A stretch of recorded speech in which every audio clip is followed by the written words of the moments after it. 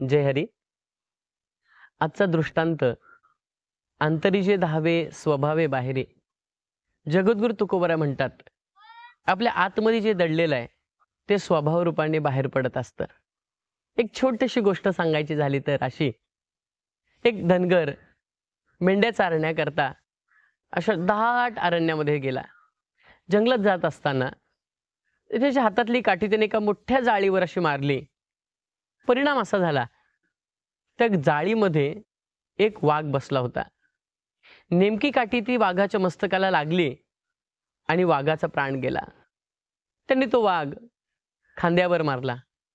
पूर्वी असं असायचं, पूर्वीच्या काळी, की एखादा वाघ वगैरे मारला की शौर्य मानलं जायचं आणि त्याला काहीतरी बक्षीस मिळायचं. हा वाघ खांद्यावरून घेऊन जात असताना एका कॉन्स्टेबलने पाहिला. कॉन्स्टेबल विचार करतोय, या धनगराला काय कळणार आहे, आपण तो वाघ घेतला आणि साहेबाला दिलं तर आपल्याला पदक मिळेल, आपल्याला पुरस्कार मिळेल. म्हणून त्याने तो वाघ घेतला आणि साहेबांच्या जवळ गेला. त्याच्या मागून मागून धनगर येत होता. त्या साहेबांनी विचारलं, शेर किसने मारा? हे कॉन्स्टेबलने सांगितलं, मैंने मारा साहब. तेवढ्या धनगरानं म्हटलं, साहेब, म्हटलं खोटं बोलतोय, हा वाघ तर मी मारलाय म्हटला. साहेबांच्या लक्षात आलं, ह्या दोघांमधला नेमका वाघ कोणी मारलाय बघायला पाहिजे, काहीतरी आपण यांची परीक्षा घेऊ. तेवढं साहेबांनी केलं, एक युक्ती केली. त्यांनी सांगितलं कॉन्स्टेबलला, जरा 5 मिनिटं आतमध्ये ये बरं ऑफिसमध्ये. खुर्ची बसलेल्या साहेबांनी कॉन्स्टेबलला आपली दाढी खांजवायला सांगितली. एक 2-3 मिनिटं गेल्यानंतर साहेबांनी अचानक मोठी आरोळी टाकली. आरोळी टाकल्याबरोबर तो कॉन्स्टेबल एवढा घाबरला की 2 गोलांट्या खाऊन पडला. त्याला सांगितलं, जा जरा बाहेर बस.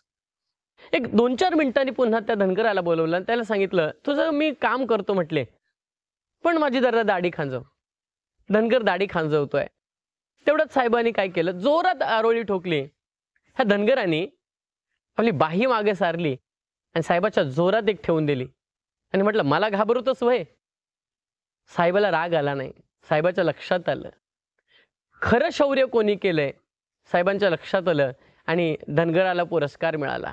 सांगायचं तात्पर्य असं, कॉन्स्टेबल जरी म्हणत होता की वाघ मी मारला, पण आरोळीचा आवाज ऐकल्यावर तो घाबरला आणि आरोळीचा आवाज ऐकल्यावर हा धनगर न घाबरता त्यांनी त्याला प्रत्युत्तर केलं.